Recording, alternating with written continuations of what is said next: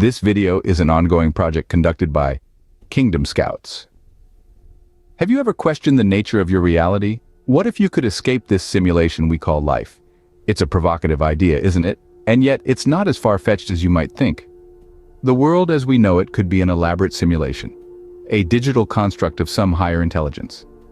This is a concept that many philosophers, scientists, and even our favorite sci-fi authors have been grappling with for centuries. But there's a catch. We call it the streetlight effect. Imagine looking for your lost keys at night. You'd likely search under the streetlight, not because you lost them there, but because that's where you can see. Similarly, while finding glitches in the simulation might be appealing, what if the simulation is so advanced it can simulate the outcomes of our physical experiments? At Kingdom Scouts, we propose a different strategy. We employ the principles of the Scout mindset, and we venture towards the boundaries of the simulation. To escape, it is wise to follow the steps of those who have stepped out of the simulation before us. In a previous entry, we looked at 5 ancient sages that probably escaped the simulation. Today we will consider 5 from the modern era. First, we have René Descartes, the man who dared to doubt everything. Born in the late 16th century, Descartes' radical skepticism led him to question the very nature of reality. This audacious philosopher believed that to escape the simulation, one must first assume that everything is merely an illusion, a grand spectacle orchestrated by a malevolent demiurge. His method is encapsulated in his famous cogito argument: I think, therefore I am. For Descartes, the act of doubting one's existence paradoxically affirms it. After all, to doubt one must exist to perform the act of doubting.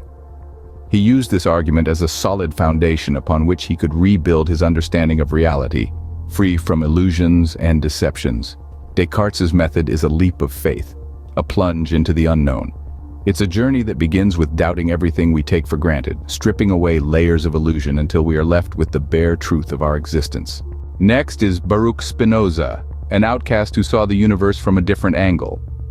This Dutch philosopher, excommunicated from his community, shattered traditional norms with his unique philosophical system. Spinoza's escape from the simulation wasn't about denying reality, but about embracing a universal perspective. He called this concept subspecie aeternitatis, viewing things from the aspect of eternity. By broadening our perspective, Spinoza suggests, we can transcend the constraints of the simulation. Spinoza invites us to see reality from a broader perspective. Then there's Carl Jung, who ventured deep within his psyche. A pioneer in analytical psychology, Jung's journey was not one of physical transcendence, but rather a profound exploration of his inner world. He navigated the uncharted territories of his mind, confronting and acknowledging his own shadow, a concept he coined to describe the unconscious aspects of the personality. This confrontation, he believed, was crucial in breaking free from the perceived simulation of existence. His experiences and revelations during this inward journey are meticulously documented in The Red Book. For Jung, escaping the simulation wasn't about shattering an external illusion, but about understanding and integrating the hidden parts of oneself.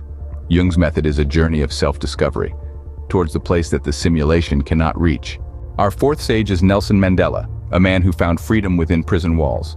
Mandela, an anti-apartheid revolutionary, underwent a personal transformation during his 27 years of imprisonment, emerging as a leader committed to reconciliation and forgiveness. This transformation was not accidental, but a result of deliberate mental discipline. Mandela believed that to escape the simulation, one must resist it. And this resistance comes from maintaining dignity, even in the most undignified circumstances. His strength resided not in physical might, but in the power of his mind, his unyielding spirit. Mandela teaches us that the mind can be a sanctuary, a place where we can escape the confines of the simulation and find true freedom. Finally, we have Viktor Frankl, who found meaning in the face of adversity. A Holocaust survivor and psychiatrist, Frankl developed an approach known as logotherapy. This theory emphasizes the search for meaning in all forms of existence, a concept that was born from his harrowing experiences in concentration camps. In the face of near-certain death, Frankl refused to succumb to the simulation. Instead, he chose to find meaning in his suffering. He observed that those who could attach a purpose to their pain were more likely to survive. Frankl didn't merely escape the simulation, he transcended it.